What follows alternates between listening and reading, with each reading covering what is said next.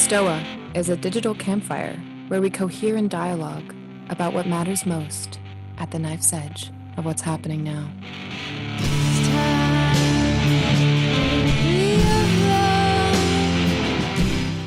Welcome to the Stoa, everyone.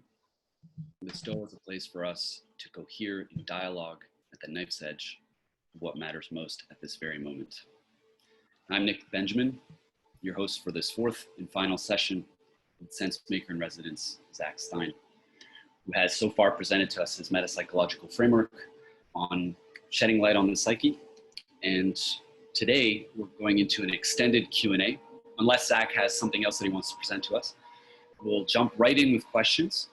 So please write your questions in the chat and unmute yourself when I call on you to ask your question.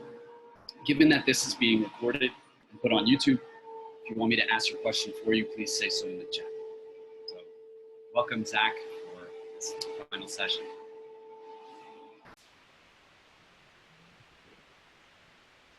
Thanks, man.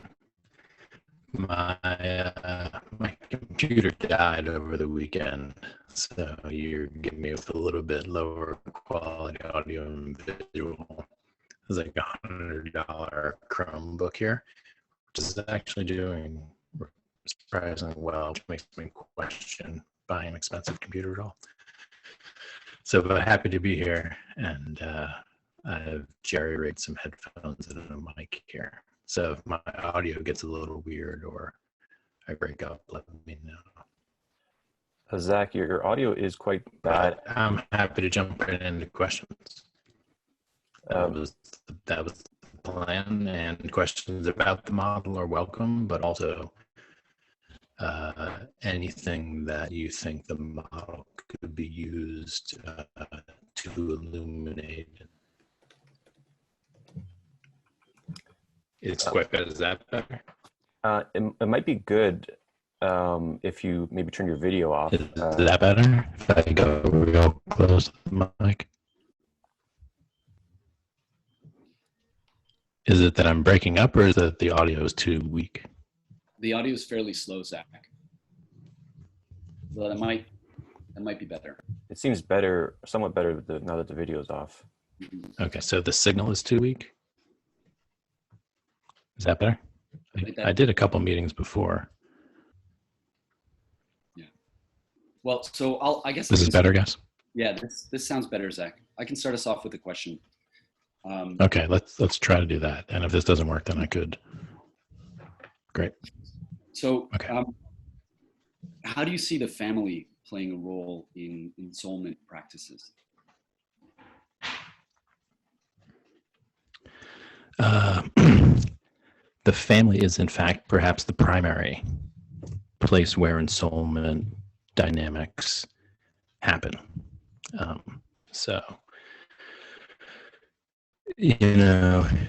First place I go there is some of the kind of cosmology, let's say, from religious traditions like Tibetan Buddhism, because there's a sense of like, why was one born into a particular family rather than another family? Right? This question of like, you don't choose your parents is what it feels like. And sometimes there's this question of like, how did I get stuck with this family? Or thank God I got this family. So this basic notion of that the very first environment the soul is drawn into is the womb of a particular woman. And so, in Tibetan Buddhism, there's that notion of like, well, no, you do choose your parents. Like you are in the Bardo realm and you are trying to position yourself into a particular condition of ensoulment for the next round, right? So you can believe that or not, and it's a complex, actually, ontology required to make that work. But the basic notion or the intuition there, the image resonates, right? There is this sense that the family is the primary effect, and yet you don't choose it. Abraham Maslow used to talk about, there's the realm of deficiency, which is like the lower levels, and then there's this realm of being. So there's like, in the realm of being, beyond self-actualization into self transcendence. In the being realm, there's like being values. And there's also things like being injustice, which is to say, things that appear to be unfair just by virtue of the nature of reality. So like sometimes it feels this way when you're born into a particular family, right? Like when a child is born into, unbelievable poverty and conditions of oppression and abuse, there's this question of like, well, in some sense that's a social injustice because of the economic system and other dynamics, but there's another way in which that soul landed in that family, and what to make of that. So this is a very deep question. So the first answer is that in the early years of your life, the main theater in which ensoulment takes place is the family.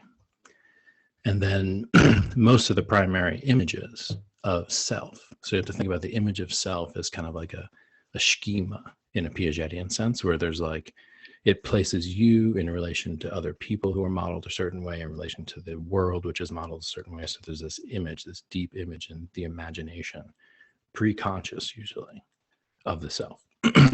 And those first images of the self emerge from the family system very directly. And those primary images of self, which emerge in the early years, are the things that linger on and structure the rest of the downstream schemas. So this is a pretty classic way of thinking about it.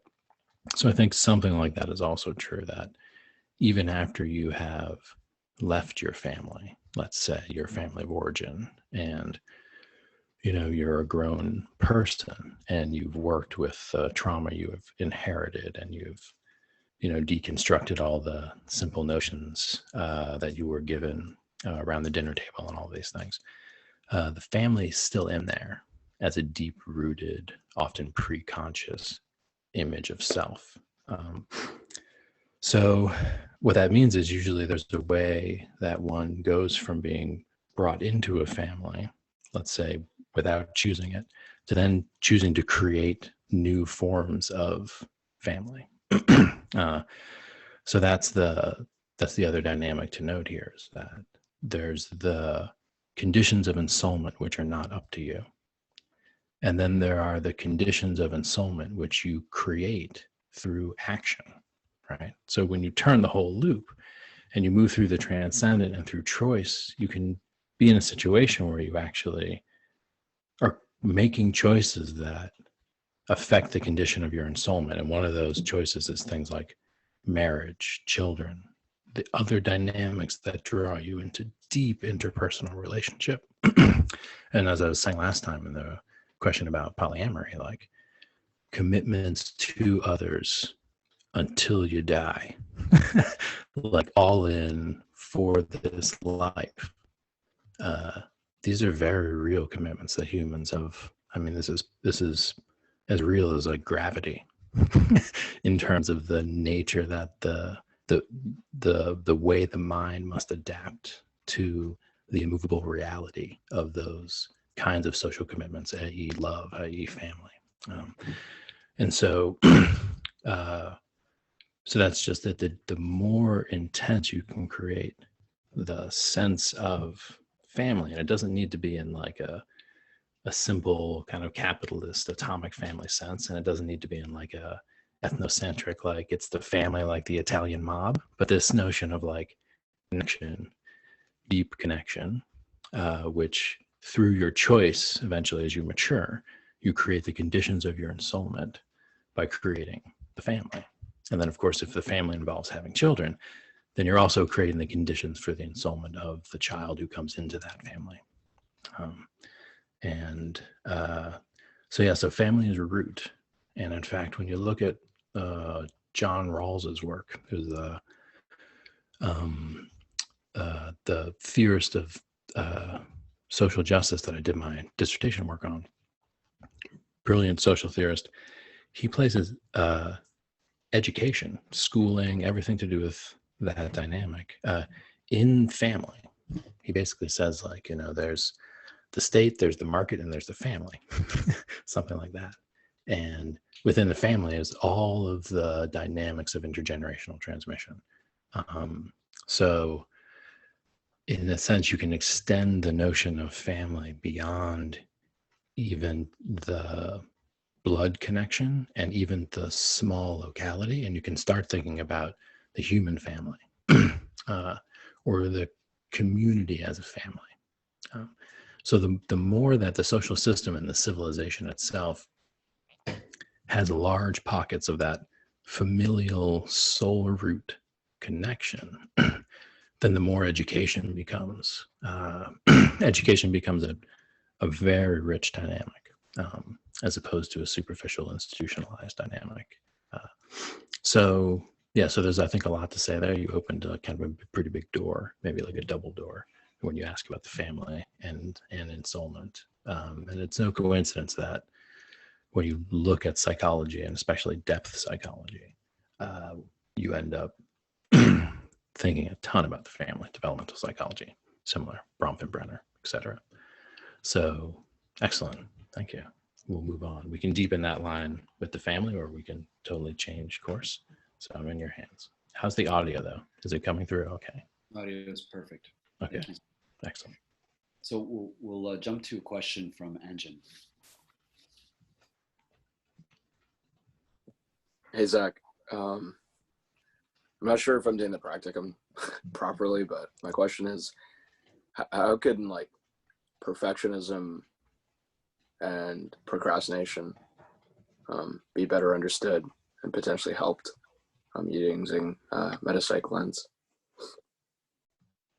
Awesome. Yeah, so this is exactly the kind of practical question, because I've not asked myself that question about the metapsychology. So this is me improvising with the tools of the metapsychology, trying to handle a very common psychological dynamic. And so you mentioned perfectionism and procrastination. So I'm going to ask you a couple questions to just make sure I'm answering your question well.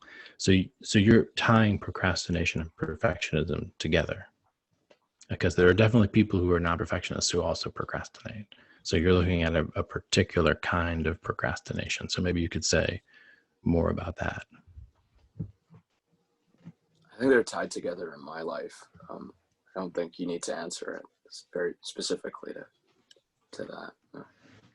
But I'd be happy to. The more specific we get, the more it actually is a real thing and not a theoretical exercise. So if you don't want to be the focus of attention, I can certainly take it in the abstract. But if you want to describe a situation, maybe in your lived experience where this dynamic shows up, and then we can kind of dig in.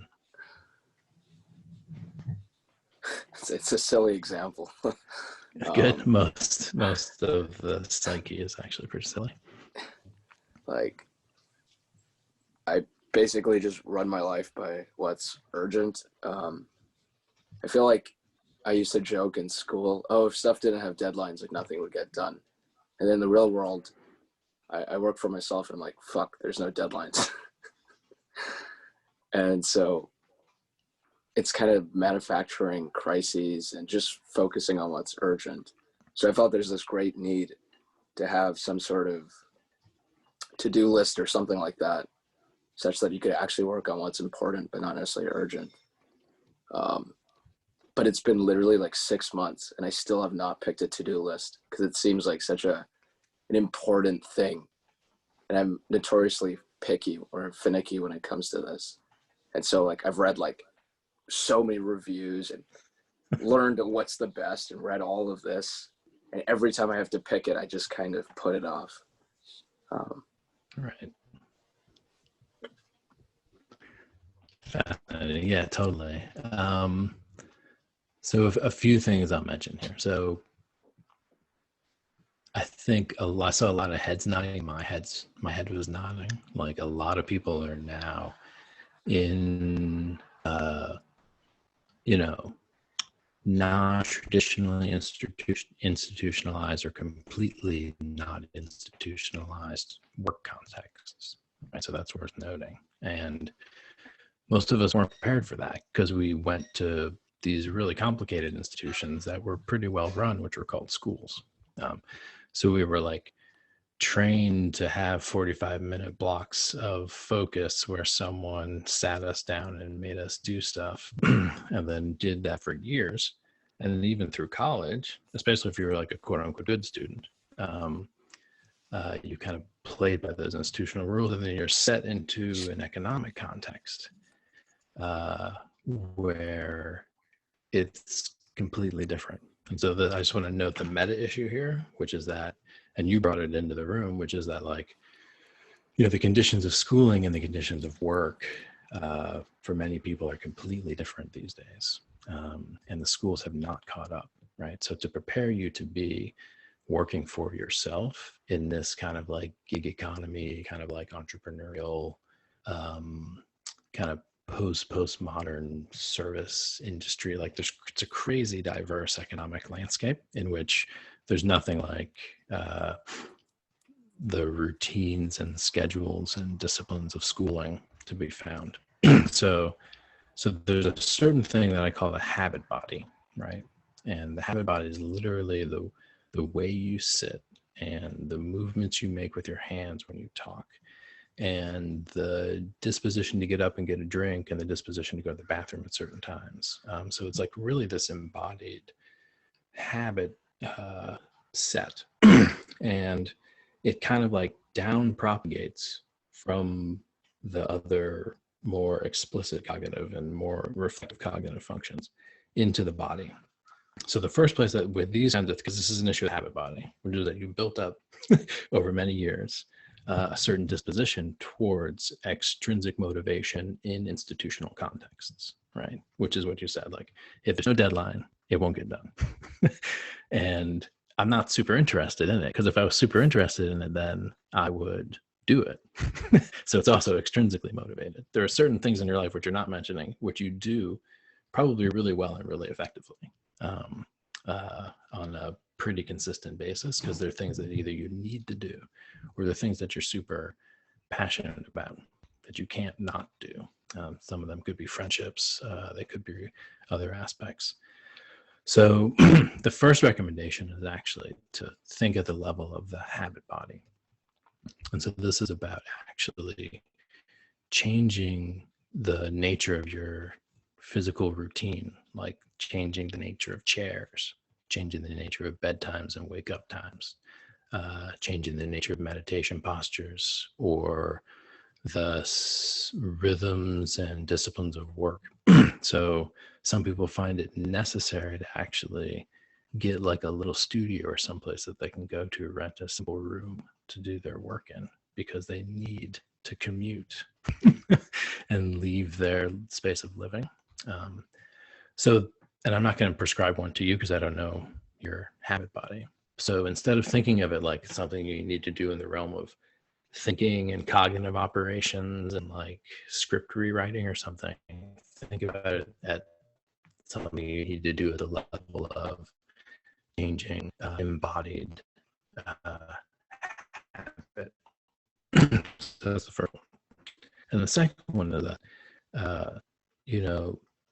and this moves up out of the body into the more mental realm. But, motivation is very tricky. Motivation is not in the domain of development. And it's actually not in the domain of the transcendent either, because in the transcendent, everything's perfect already, basically always already.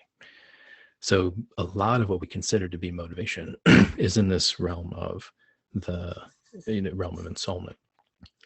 And I think this was mentioned in the last one, where basically that you have to hit on the deepest aspects of character and personality before you can do any real skill development and capacity development and productivity and work. So most of the time what I see in like attention deficit disorder and kids who are underperforming in school and these kinds of things is mostly that, they're actually pretty reflective on the context that they're in, and they have pretty good reasons for not giving a shit about the assignments. So there's this deep question of how can we attach the dynamics of ensoulment to the capacity development and productivity that happens in development. So that's like the trick, and how to attach the intrinsically motivating work to that work, which quote unquote needs to be done by virtue of which institution you're in, or the need to make money and things of that nature. So that's the second bit, work in the habit body. That's good. Change that. That helps a lot. And then think about what you're really doing with your time and the degree to which it resonates with the images and imaginal landscapes that actually characterize who you think you are. That is a difficult question to ask under some socioeconomic conditions, because there's actually a duplicity or a split self between the deepest image and longings of the soul and the conditions of material embodiment, development, capacity, and institutionalized context. So that's at another level. And this is kind of like saying, you need to figure out what you're really passionate about, what you really want to do, and then you'll do it. If you can get the habit body set. But even if your habit body is really well locked in and you're not clear exactly what your quote unquote dharma is, what your unique gift to give is, then there will always be these fluctuations of motivation. That cascades down into the inability to focus and pay attention, and specifically to prioritize correctly.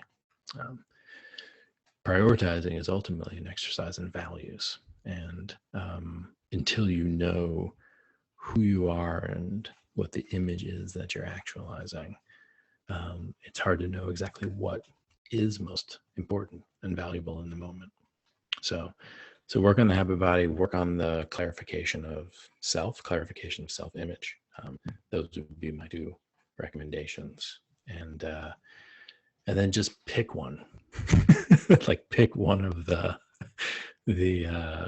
to-do list and just iterate with it and see how it works.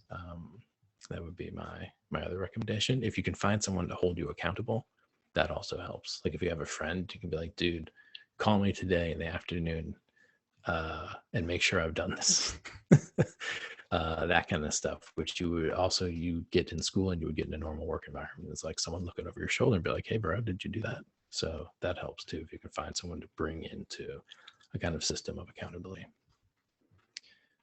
All right, hopefully that was helpful to you, and it showed a little bit of the applicability of the metapsychology moving between ensoulment and development. I didn't really touch transcendence, but you can imagine the loop. But this dynamic between image of self folding into capacity development and capacity actualization, which is to say productivity, that's a very important move to be able to make, and to be able to step out of, I'm not capable, I'm not efficient, I'm not productive. Like, that maybe is not the actual issue. It's not an issue of skill. It's not an issue of becoming more attuned and adept with operating on what you're operating on. The issue is actually in the domain of ensoulment. It's an issue of clarifying the image of what you are and who you're doing, what you are, and why you're doing what you're doing. So that can clarify a lot. All right, thank you. More questions? Thank you, Anjan. So Manu had a question that I'll read for her. Considering pre-tragic, tragic, and post-tragic, how do compounded iterations of the cycle play out in your framework? Yeah. So this is a deep question, because stations are different than stages. So there are compounding iterations within the pre-tragic, tragic, post-tragic, and there are basically movements in life that have you cycling through those stages repeatedly. So unlike when you're moving up stages of hierarchical complexity, like you move up to a higher stage and you solidify the capacity to work there. And if basically the context remains relatively the same, you're going to be able to just operate at that level repeatedly. There are these enduring stage acquisitions, which in my model under development are in the place of capacity. So there's language, cognition, capacity. Capacity is like just there.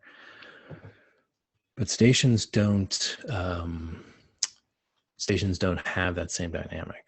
Stations need to be repeatedly kind of moved through. And this notion of the compounding is, I think, important. So most people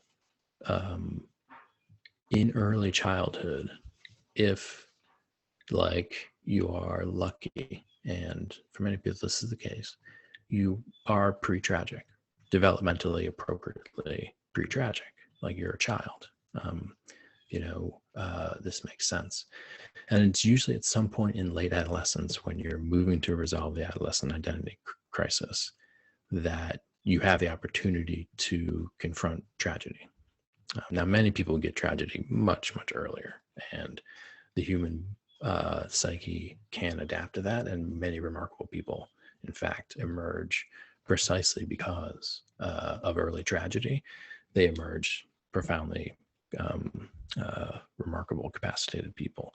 But the kind of modal course is one where in late adolescence, this is when you have your first confrontations with real profound limitation, death, illness, failure, evil, things of that nature. And so resolving your relationship to that can take a very long time. And usually once you've seen it, then you can start to be detecting tragedy in many, many places. And you can actually metabolize a tragedy that you witnessed or experienced in your own life, and move in a proper sense into a post-tragic relationship to that kind of tragedy, right? Okay, I get family members dying as a tragedy, and I can actually now be at these funerals and feel the full intensity of the sorrow, but also feel myself able to make meaning of it, and be someone, have an image of who I am in tragedy that I can bear, right? You know you've hit a tragedy when there's an unbearable image of self, when the identity structure itself cannot maintain.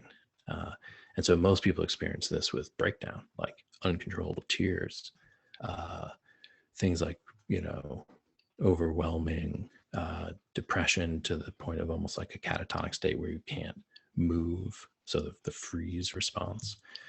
So you've hit a tragedy proper when you have that kind of reaction, because what's happened is that the who you are, the image of self, has been lifted up into a context that is completely inhospitable to that image, right? And so there's this forced evolution of the image of self, and the post-tragic occurs when you have like kind of like seen through the unbearable image into a new image of self, where now the self can be in the tragedy without being destroyed by the tragedy. So you can do that in a domain of tragedy, like I said, like losing beloved family members. And then now you have this ability to be with people who've lost family members, right? And you have an ability to, be moved to your core by it, but not be shattered by it to the extent that you are, like I said, incapacitated by the nature of the tragedy and almost can't take responsibility for your actions. Like in the context of real tragedy, when you're living a tragedy, it's happening like in the moment right now, you are often relieved from normal responsibility because you're in a tragedy. Like if your mom dies, you're like, hey guys, I can't go to work next week. My mom died, right? So like you're in it. And so one of the dangers of moving out of the pre-tragic into the tragic and getting stuck in the tragic is that you can have an identity structure, and this is sometimes pointed to like as like the victim mentality. You can have an identity structure that itself is fueled off of residing in strategy and being freed from quote unquote normal responsibility because you're in tragedy, right? So that, again, phase specific, there are moments in life when, yes, you're in a tragedy. You are relieved from normal responsibility. But you need to then find a way to evolve the image of self so that it's not destroyed by the tragic context, but then can actually sometimes thrive in the context of tragedy. So, but the point I'm making is that you can run that in one domain of life or at one level, like, sometimes it just happens in like dogs dying or legs being broken or colleges not getting into. It's the first thing that breaks the bubble of the pre-tragic. And you engage tragedy and then you become post-tragic in a kind of limited set of contexts. But then the bigger tragedy occurs, or a tragedy of a kind you couldn't even imagine before occurs.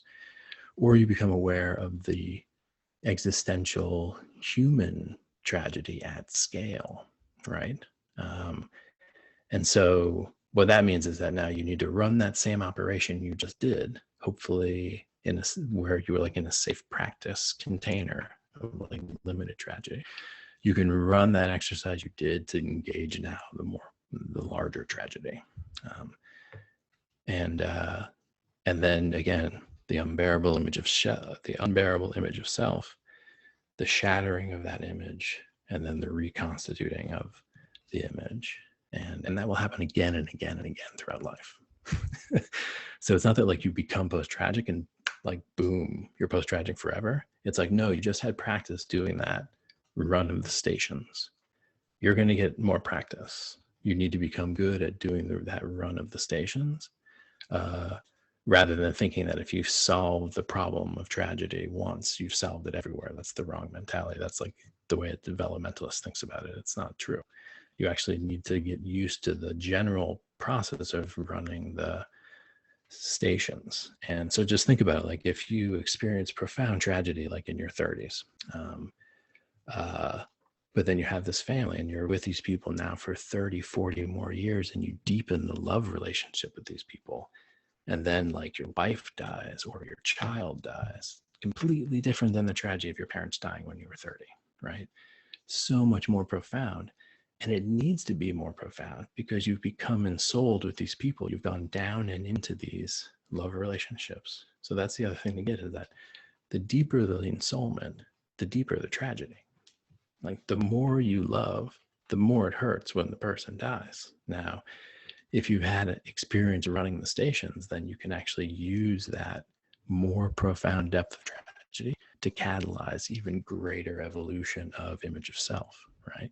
So there's this like very profound dynamic of like risking total heartbreak in the process of ensoulment.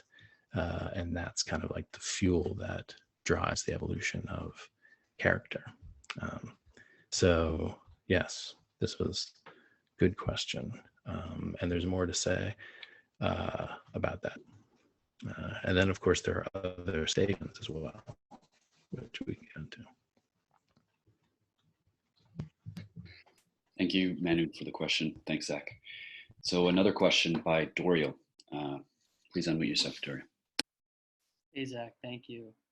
My question is, what's your take on the state of psychotherapy, and what types of therapy are most supportive of ensoulment?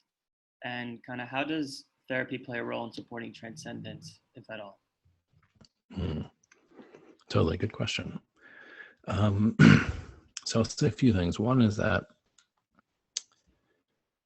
there was a shift, and I'm not sure precisely when to date it, but it's definitely in full swing by the 90s, away from extended depth psychological treatment modalities and towards truncated cognitive behavioral and eventually psychopharmaceutical treatment modalities. And so that's worth noting, which is that had we been having this conversation in like the 60s or 70s, it would be a completely different conversation. First of all, many fewer people were pursuing things like quote unquote therapy. And the main modalities that were popular, like Gestalt therapy, Rogerian therapy, classical psychoanalysis, Jungian analysis, those things had never been even associated with or even potentially watered down by things like cognitive behavioral therapy and forms of psychiatric care basically administered by large for-profit healthcare agencies. So that's the first thing, which is that the context in which one now pursues therapeutic modalities is one that has changed radically in the past 30 years. And I think the quality of care that has been administered has decreased, even as it has increased in quantity. The number of people being treated for psychiatric and psychotherapeutic type conditions has increased, but the quality of treatment's gone down. So that's the first thing to mention, which is that I'd love to say, like, go see a Jungian psychotherapist, but to do that, you need to be basically independently wealthy and be lucky enough to live in a place where some of these guys work. If you're not independently wealthy and you have health insurance, then you actually are limited to those people within your network. And most of them will incentivize the briefest duration treatment, and also incentivize those treatments that end up sending you towards psychiatric medications. So there's been a medicalization and a biologicalization of psychotherapy. So that's just worth putting out there. So that's also like a word of caution, which is that if you are deep in an ensoulment process, which is to say that you're likely experiencing intensities of emotion, such as depression, anxiety, difficulty sleeping, intense dream life, incursion on waking life, interpersonal difficulties, things of that nature. If you're experiencing those, and you go to a mainstream psychotherapist, you could easily be routed into taking psychiatric medications. Like, that's the main thing that will happen to you. So, and I could give a whole long talk about the dangers of that. The iatrogenic plague, actually, that's sweeping through the country, now more so after the pandemic, of secondary and third order physiological and psychological effects from psychiatric medications. So first thing is, if you're tackling issues of ensoulment, you're going to have intense emotional dynamics. If you bring some of those to the wrong people, they'll try to put you on meds, which is worth noting. So if you bring them to the right people, then you need to be thinking about a few things if you're doing therapy for ensoulment. Now, the thing worth mentioning is that all three of these modalities are in every exchange, every interaction, all the time. So you need to think about at least a few things when you're seeking someone as sometimes called a psychopomp, right? This is the traditional word in alchemy, like a soul guide, which is what the therapist ought to be. So the first one is shared worldview, shared framework, shared sense of what the psyche is. So this would be in the domain of development, cognition, thinking. What is this therapist's working model of the mind? Does this therapist, for example, believe depression is a result of a, messed up neurochemistry? Or is this therapist actually open to the idea that depression could be a legitimate move through phases and stations of emotion, right? That's just an example. So, and then another thing is like, is this therapist, what are they politically, right? Like, would I agree with their political views?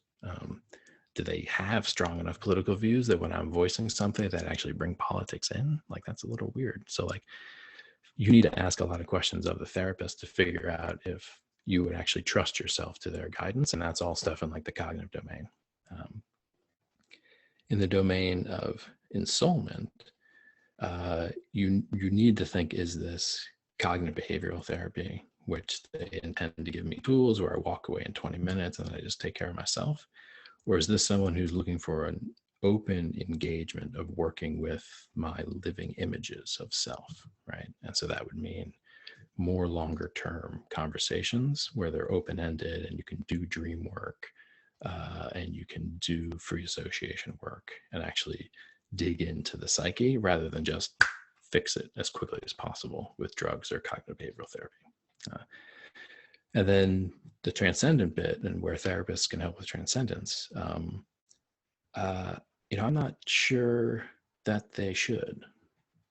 Like, I think there needs to be a division of labor to some extent in the, kind of working with the elements of the psyche. And, many therapists will have had training in mindfulness practice, and they'll know the usefulness of like dialectical behavioral therapy, which is kind of like a Zen inspired approach. But to actually get transcendent extraction of symbolic immortality, there's kind of like, it may be better to actually keep therapy as over there, helping me kind of adjust to the world and the domains of development and kind of like clarify the images of self, but not seeking the kind of quote unquote religious from the therapist, but rather seeking the religious from the religious, and vice versa, which is to say, don't seek therapy from a Zen priest, right? They don't know. They know how to meditate. They don't know how to give you psychotherapy and do dream work and think about like whether you need to go back to graduate school or something. It's like, that's not their domain. So that sense of like, and this goes back to Wilber's sense of what an integral psychotherapy approach would be. It's like, you need to kind of come in and you need to look at a whole bunch of things. And it may be that you learn karate from this guy and meditation from that guy, and you do learn cognitive behavioral therapy from this therapist. And then you have, instead of an actual therapist, like a coach or an elder or someone else who helps you clarify your image of self. So that's a little bit on there. So both a word of caution and a noting that, picking the right person is something that takes time, and figuring out is it that I need, deep dream and image work and to process trauma and move through tragedy, or is it actually that I'm seeking the transcendent, which you're not going to get from therapy, which you need to find a way to actually be in touch with a living tradition of symbolic immortality. So thank you. Good question. Hopefully that was helpful. Thank you, Doriel. So a question from Ron that I'll read for him. What light might the model shed on the current burning issue of individual inner work versus collective action? The idea, on one hand, that one should get their own house in order before trying to change the world, versus the belief that collective action is too urgent to wait for us to do individual. Yeah, excellent question.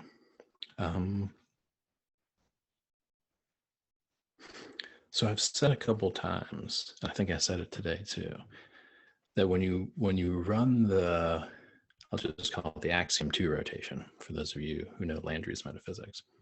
When you run this rotation from the immanent, from ensoulment to development to transcendent, and then back again to ensoulment, there's this moment there with the transcendent when you actually, through choice, create the conditions of your ensoulment for the next loop. And so it's kind of a false divide that's posited in the question, but it's ubiquitous in the culture, which is that like there is a choice not to act, that you're always actually creating the conditions of your ensoulment through every choice that you make. So the notion of the separation of work on self from work on the world, I think, is in a sense a little bit part of the struggle that we're in. And once that's said, it's like, oh yeah, of course. And so I'm not saying this is like an insight here, but the what it is a slight reframing of the question, which is, how can one responsibly act on the world while acting with one's own, while acting on oneself? Because the basic truth of the psyche is that, what am I trying to say? So if you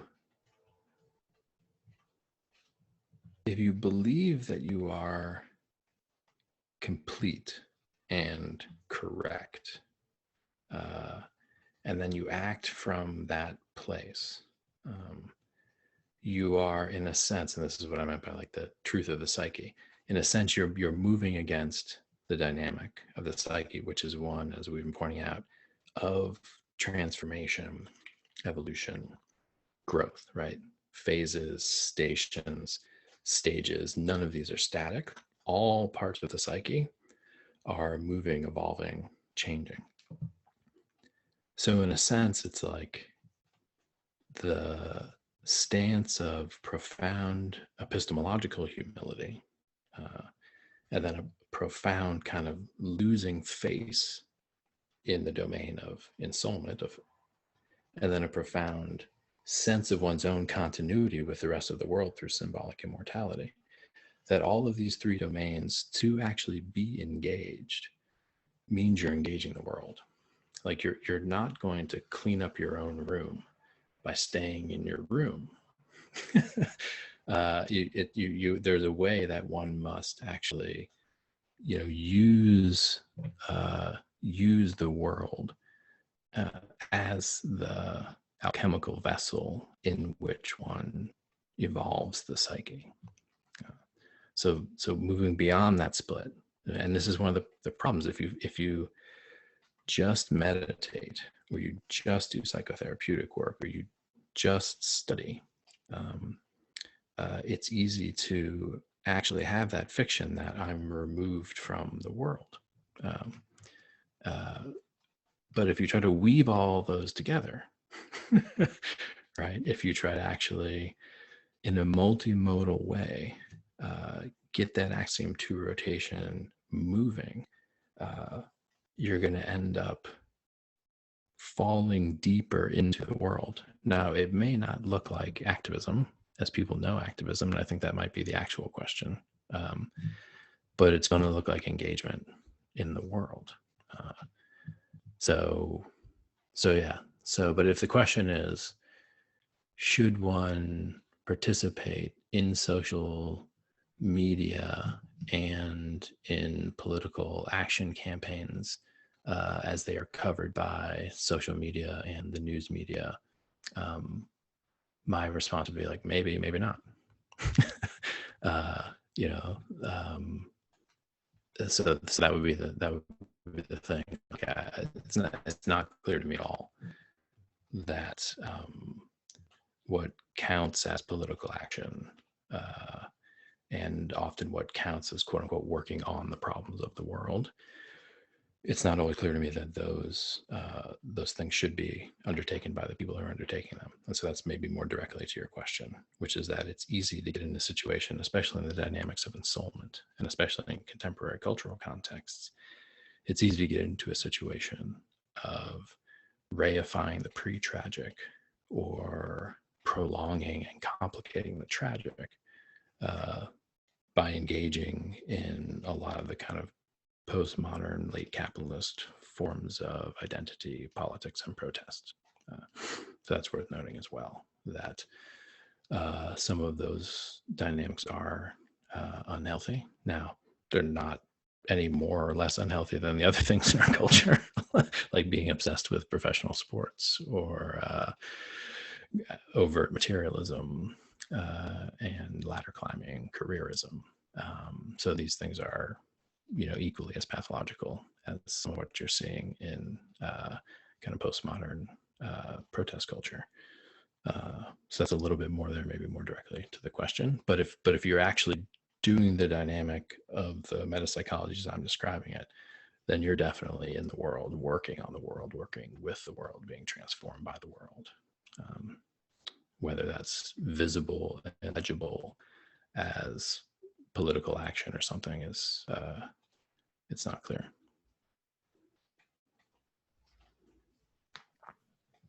Thank you, Ron, for the question. So Anita had a question. Would you like to unmute yourself? Hi, Zach. I heard you mention last week that you worked with a body worker to help you navigate yourself through your ensoulment stations. I was wondering what your thoughts are regarding the physical body and relationship to the three modalities of the psyche, especially the ensoulment embodiment interface.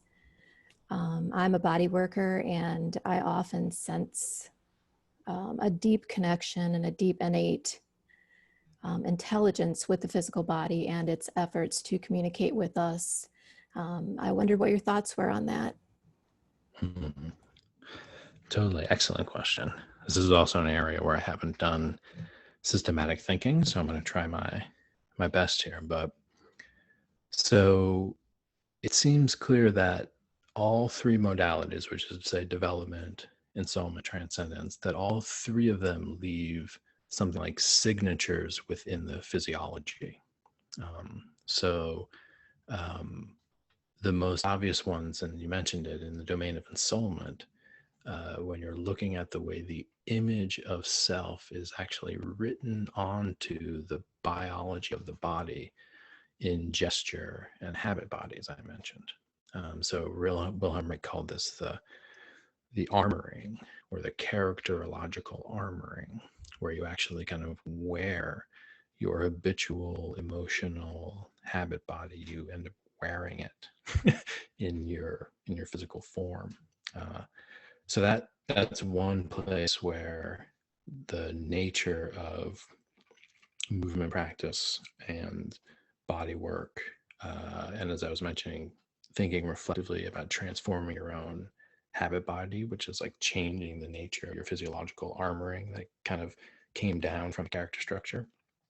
That's all how that looks in the domain of basically ensoulment.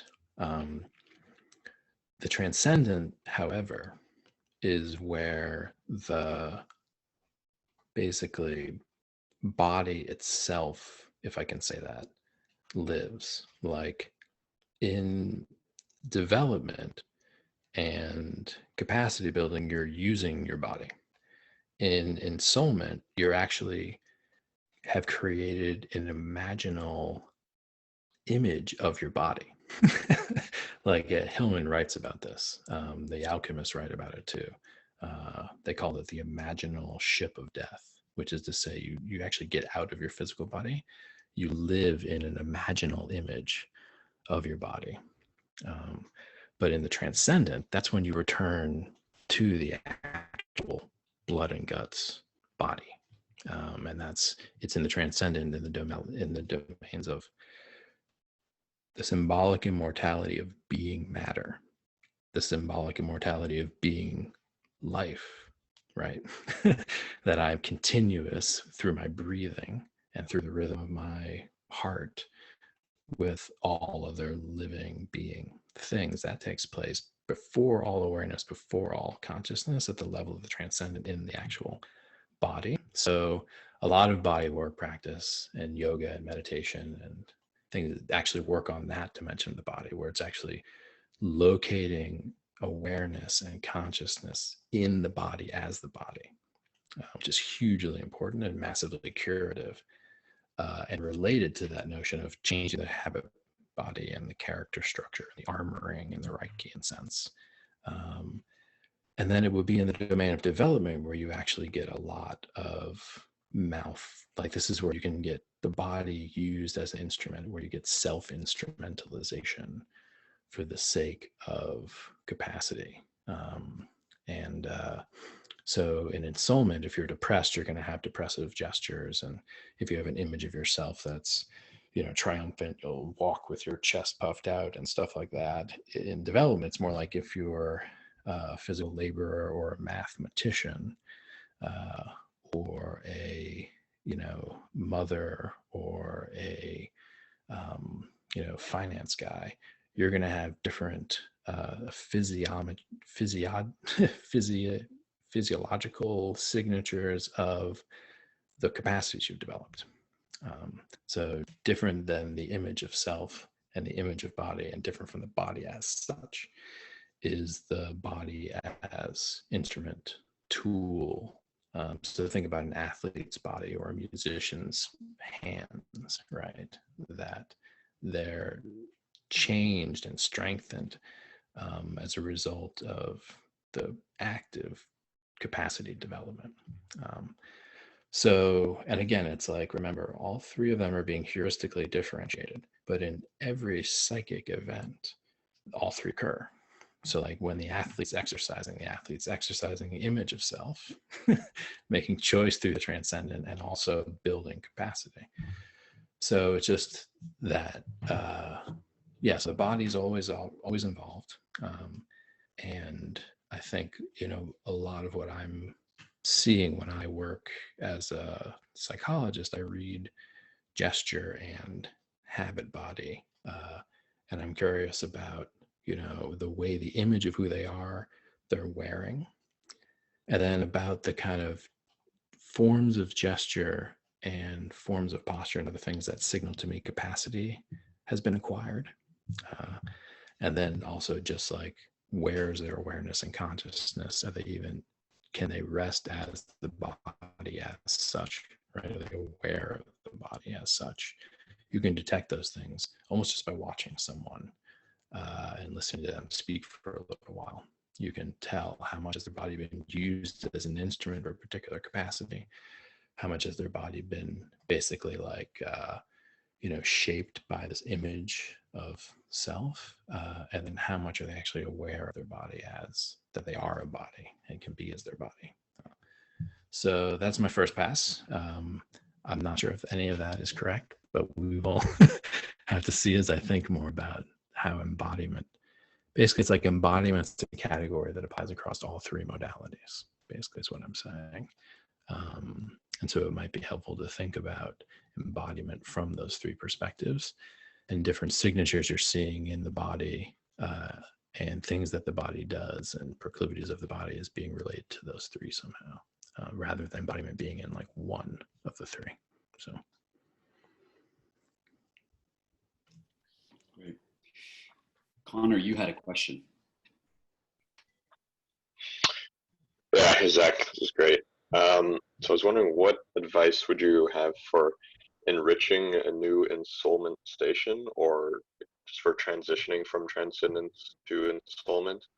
Like, what practices would you recommend, if any, especially if after a phase transition through transcendence, the perception of the next ensoulment station somehow feels unviable or like too big?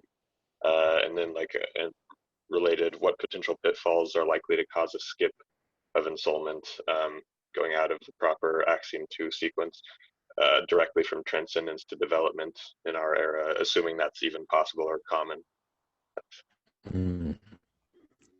Well, that was a great question. I was excited to hear my own terminology used back at me. So you said a couple things there I want to pull out because I think they're interesting and very important because it's a general thing. So you mentioned that through certain dynamics that took place in phase shifts in the transcendent, you were then thrown back into a position of ensoulment where the image of self you were trying to integrate was too big or seemed not feasible. Is that right? Did I get that right? Yeah. Right, exactly. And this is super common. Like, this is one of the main things that one finds when you look at research in psychedelics and meditation, and specifically meditation traditions that are like empowerment traditions, where you is that the kind of download, as it were, from the transcendent and the kind of dynamics of symbolic immortality that got cooked in samadhi or satori or ayahuasca or something, ended up landing you back in the world, quote unquote, with a, for lack of a better phrase, grandiose image of self, right? And so that's one of the things that I think is so powerful about the dynamics of symbolic immortality, is that they actually do reposition the potentialities for new, basically, stations of ensoulment. So this is your question. It's like, I've been empowered through some transcendent experience, and now I feel like I'm at the doorway of certain stations of ensoulment that are like, whoa, I didn't sign up for this. Like, this seems like a much bigger couple of things I have to go through. So that's when I'm going to pull out and speak to a little bit. And I think that this is a very important question, because I think many people experience this. And it doesn't only necessarily come from meditative experiences or drug experiences or something.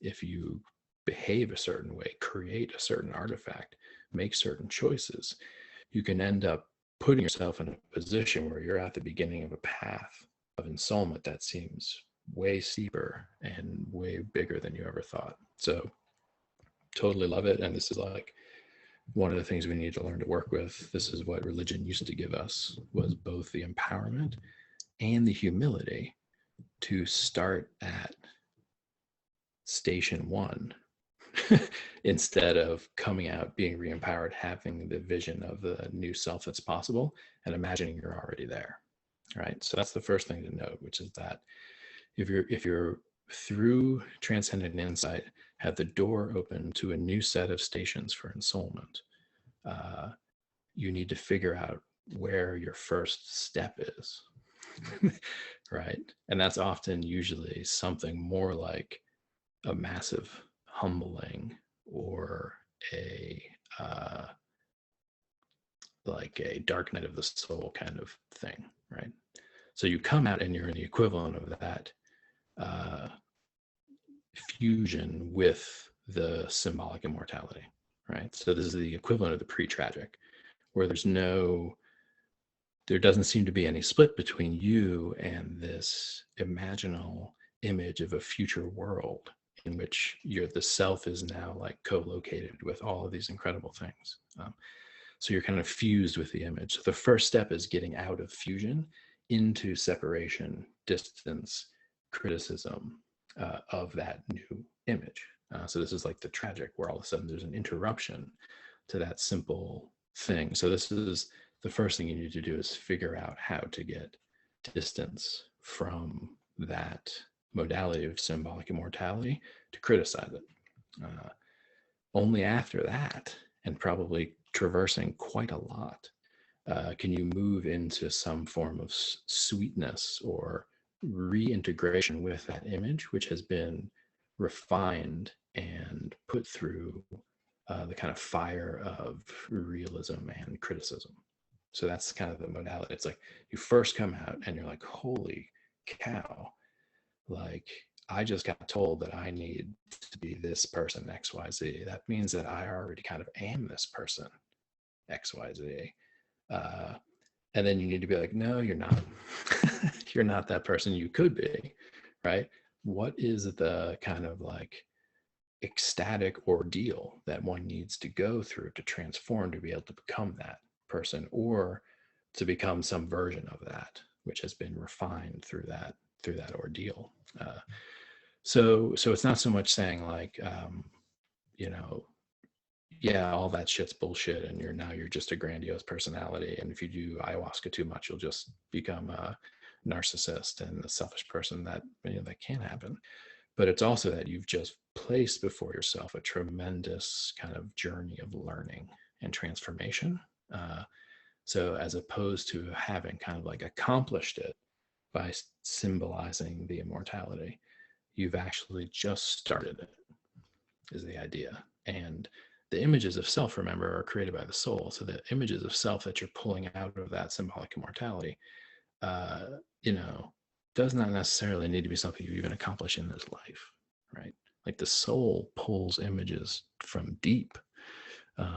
So it's worth noting that as you separate from that form of symbolic immortality and bring the new image of self in line with existing conditions, you may realize that, yeah, this is actually a soul image that is operating across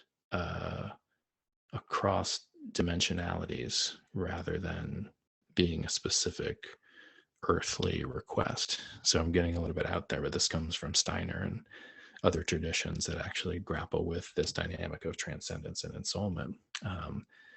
And what you find there, yeah, and this is again the risk of certain forms of psychedelics, is that you're pulling down images from other realms, man. Like, and then to think that they're actually relevant here on this earth in this time, that's where you can get the grandiose personality stuff. It's not that they're not real, it's that the soul's plugged in across multiple lifetimes. So, all right, now I'm getting out there into some ontologically treacherous water.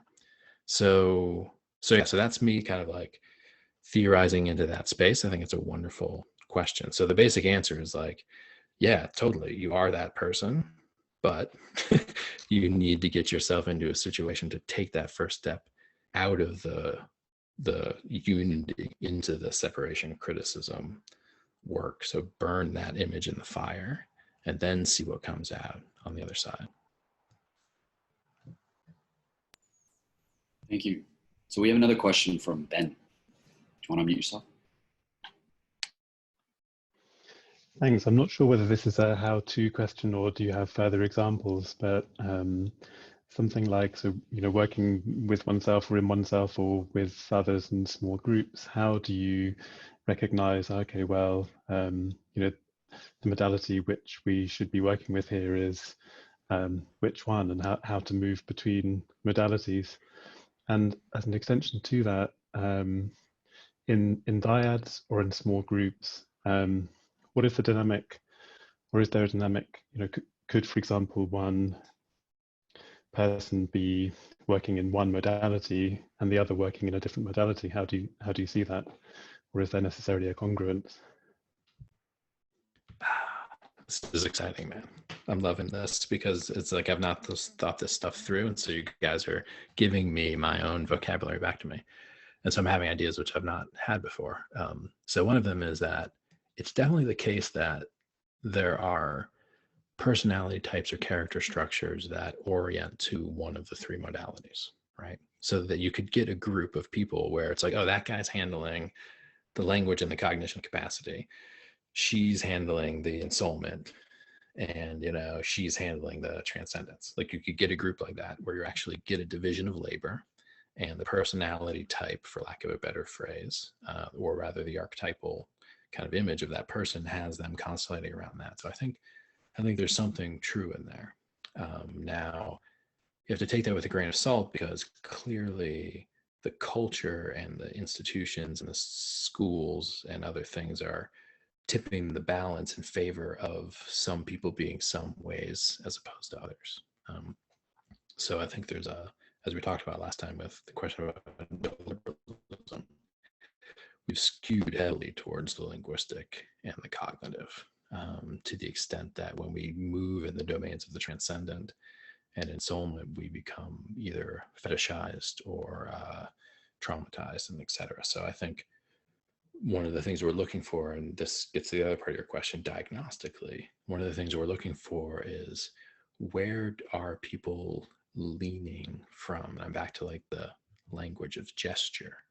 So a lot of what you end up seeing is the basically malformation of expression because of cultural and societal impulse. So you have to actually disengage. I'm getting like very diagnostic now, as like a psychotherapist would disengage from the content of what someone is saying, right? If you're trying to figure out, okay, this person's hurting, this person's coming to me, they're seeking help, right? I want to be able to give them advice about whether they need to work on these issues of ensoulment, or they need to actually build some cognitive apparatus and skill capacity, or if they need to actually meditate and get a spiritual teacher or something. So what I would do is I would say, disengage from the content of what they're telling you and listen to literally the relationship between the emotion of their voice and that content, and the gestures and habits of their body while they're speaking and that content. So what you're looking for specifically is the cue towards symbolic language, imagistic language, or cognitive language, right? And then the emotional resonance that each of those has, right? Like when people describe to you their problem, or if they describe to you even their life and the situations that they're in, there will be a weighting towards those kinds of languages, right? There will be a weighting towards either cognitive language spoken with emotional distance, or imagistic language spoken with emotional intensity, or symbolic transcendent language, again, probably spoken with emotional distance, right? So that's just an example.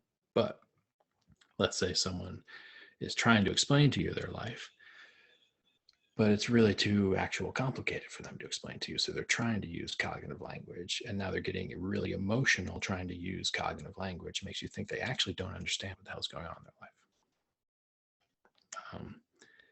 Or they're describing to you an image like of their professional job and who they're going to become, and they sound completely not enthusiastic, right? So who cares what the image is? The fact that they're describing an image of their future self and they're not enthusiastic at all means that they probably need to do some work in the domain of ensoulment to clarify the image of self, right? So that's just two examples of like what you're looking for. It's like, which modality are they like speaking from and in, and then what's the tone and resonance of their body and their emotion as they're speaking this way.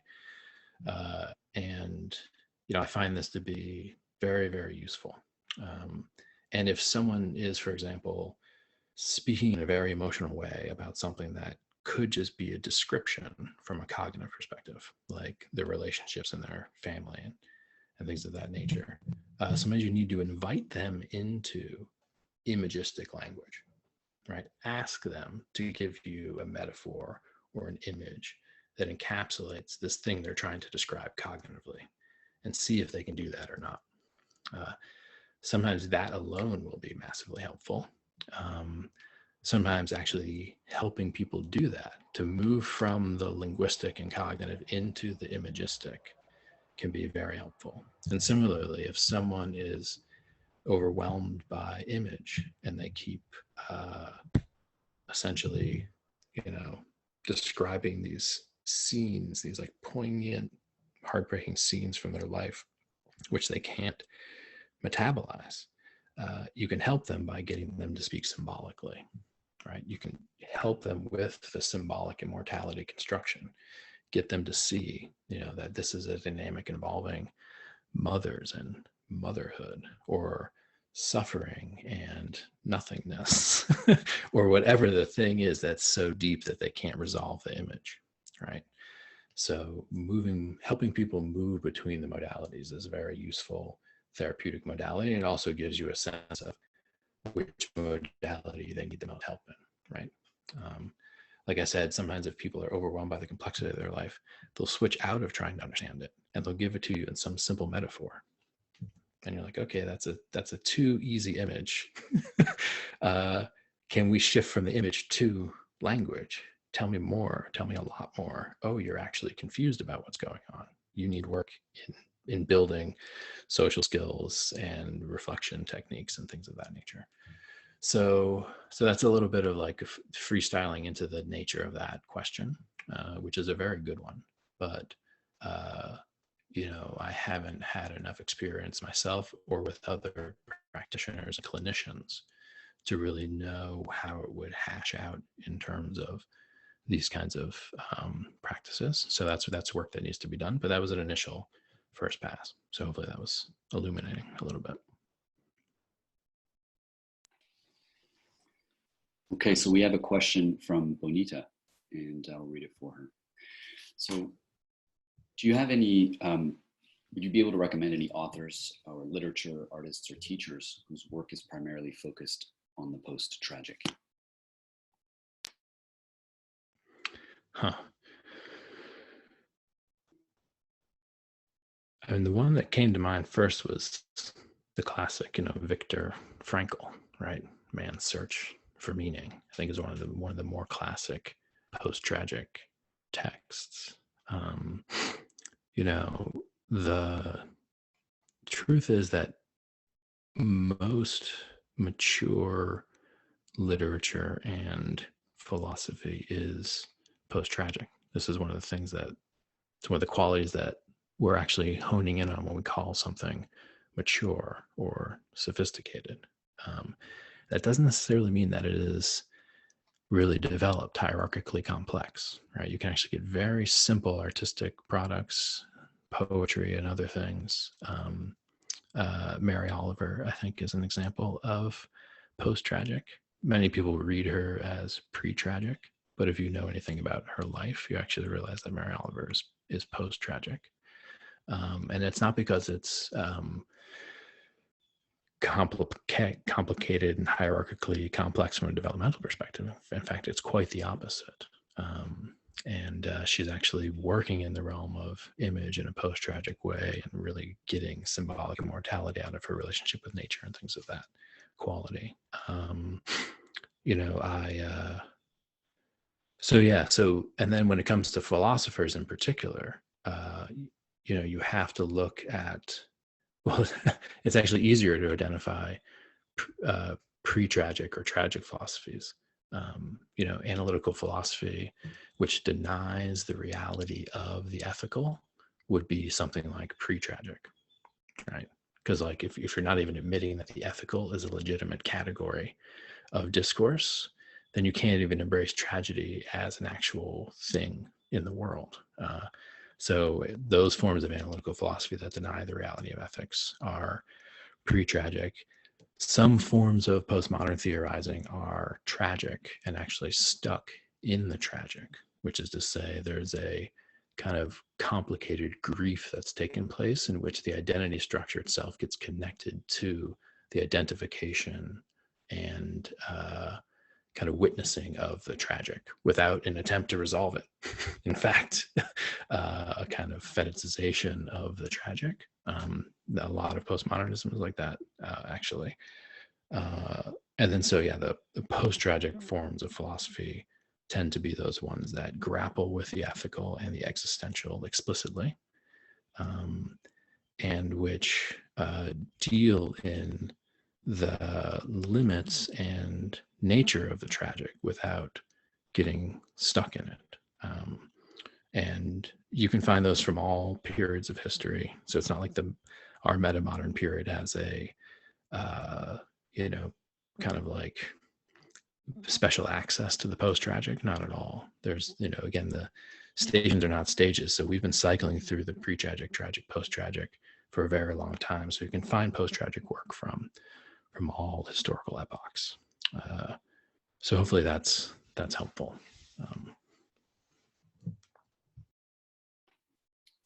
All right, fantastic. Pradeep had a question that he asked a while back. Yeah, thanks, Nicholas. Zach, could you comment on the different practices that you've found to be very helpful in your own process or with people you've worked with? I know you've mentioned dream work and body work, and you expanded on body work earlier, but there seems to be a collection. And is there a way to think about these? I mean, well, a few things. One is you can use the metapsychology to organize a taxonomy of psychotechnologies, right? So you could say, looking at the existing psychotechnologies, therapeutic modalities, meditation techniques, pedagogical approaches, etc., which of them go where? Which is to say, like, Vipassana meditation, Christian contemplative prayer, Zen Buddhism, these things probably go in the transcendent. And, Jungian constructive imagination and Freudian dream work and some forms of like internal family systems therapy work would go in the ensoulment. And then many traditional forms of education, cognitive behavioral therapy, things of that nature go in development. So that's the first thing that it gives us, is an opportunity to see, oh, okay, we can organize the different psychotechnologies into these three categories. And then if we go back to the prior question and think about diagnostics, and we can figure out which type of psychotechnology would this person probably benefit from, then we can start to have this kind of like integral toolbox that we can pull from. And so the first thing that needs to be done there is actually some kind of curational enterprise where we bring together under those largest aspects of the taxonomy, we bring together kind of like best in class of all of these different modalities. And I haven't done that. You know, I have only taken on those modalities that have kind of come across my path and that have been necessary and helpful for me, and haven't had an opportunity to actually, through systematic research and vetting, do a comprehensive curation. But I would love to see that kind of work done. That work was begun actually under the auspices of a different metapsychology. When Ken Wilber was booting Integral Institute, there was an attempt to basically build a comprehensive taxonomy of psychotechnologies based on integral theory. So that's the first thing I'll say is like, there's a lot of those. And the few ones that I could endorse, like, could actually bias you all against exploring the full range of space. And I don't want to do that. But I will say a few things. I mentioned last time a specific form of crying practice that I used, and a specific form of body work and movement practice that I used, and then meditation and contemplative prayer techniques, which I use. And that, in conjunction with probably way too much time looking at books and text and engaging in way too abstract and complex like discourse with people. So those combined,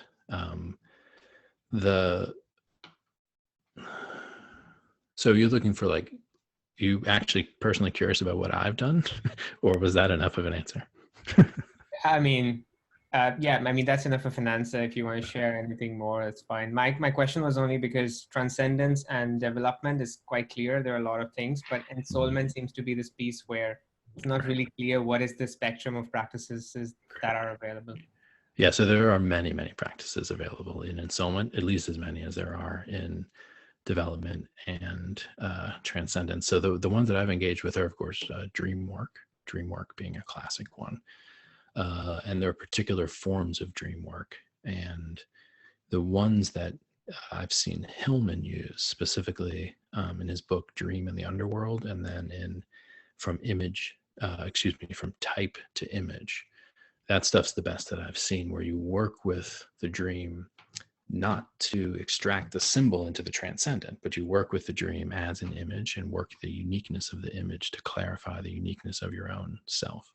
So dream work is classic. Constructive imagination in the Jungian sense is also good. This needs to be coupled with a strong transcendent meditation practice, because it works like completely stilling the mind and then kicking off through some kind of generator function thought, literally something like a waking dream. So the constructive imagination exercises are done consciously and intentionally to induce free-form imagination, so that you can witness spontaneously the constructions of your own unconscious. And if you're a serious meditator, sometimes these things will happen automatically by accident and you'll get this like vision of bodhisattvas or that kind of stuff. So, but it is possible to cultivate, and Jung did this completely outside of like explicit meditation context. He would sit and he would play with blocks, literally like stones and little rocks, and build little towers and things. And that would free his cognitive mind, and he would get these then images that would just flood into his awareness, including images that were prophetic about the coming of World War II and a few other things. So if you, and some people walk or ride bikes or sex, but whatever happens that it frees from cognition and opens the, not like you're daydreaming and making it something happen, like you're fantasizing about something and, oh, I'm going to get that and then, but it's your mind by itself endogenously creating image. That's what you want to create. So that's active imagination. And then practices that engage with the imagery that's possible through language in the non-cognitive function. So poetry, music, and those forms of engagement. So for me, music, I was a musician before I was anything else. Music was huge. So that's a little bit more in the domains of ensoulment, but there's more than that. Like the Vajrayana tradition of Buddhism, I would count under the realm of ensoulment, where they actually have these specific practices of constructive imagination, where you, in your imagination, get the image of the deity and then meditate on the properties of the deity and then flip it so that you're wearing the mask of the deity and you become the deity and are empowered through the mandala of imagination that you've created over prior meditations. So Vajrayana Buddhism is another example. Christian contemplative prayer, similarly, if you work with free-flowing images of Christ and things of that nature. So beautiful. Thank you. So one more question and I got to wrap, but this has been a blast, guys. Thank you. All right, we have one more question. David Swedlow, go ahead. Yeah, thanks. Zach, I'm curious, I'm really loving the way that you're exploring this as you're bringing the model of the metapsychology out to us and then really engaging in the questions. As you said, the reflections are helping you look at it differently. And I'm curious as well about the sense of whether you see the model in some way as a coping mechanism, your deeper model of the way of understanding, and something like the work of the wounded healer is to bring the model out to people so that it can be challenged more deeply, so that it gets tested in the fires of actual experience of other people. And so I'm curious, as you're engaging in this process and doing it, do you get insights in yourself about, you know, kind of the deeper sense, not just the insights of the model, but insights onto how you came to the model, or how this is growing you? Does that make sense? Totally. I mean, this is why I love teaching, because like you don't really know anything until you've tried to convey it to someone, and then being in that exchange, like this Q&A here, made me wish I did the whole thing Q&A, but I couldn't because I actually had to lay out the framework to make this Q&A useful. But so yeah, it was very exciting, this session for me in particular, because it made me realize, people are actually understanding this, because it seems like, how would anyone even be interested or understand? But you guys are giving back to me expressions in my own terminology, which are more sophisticated than some of the ones that I uttered. So I'm like, yes, people get it and are actively constructing with it. And then two is that, yeah, there was a sense I have of fulfillment in being able to teach this way. And it'll feel even better once I get the book out on this, which is to say, this metapsychology and my personal quest to basically metabolize my life experience, which has been so intense over these past years, as I shared in the last session, to make that as fruitful as possible to the world. And it feels like I never would have been able to bring the metapsychology forward had I not been through that cauldron of intensive soul making. So yeah, I'm feeling a sense of rightness that feels good, like to the point of having the capacity and development you need to actually actualize an image of self that you were given, is what feels like is beginning to congeal. So I'm super kind of grateful for the opportunity to do that here on the Stoa with you all.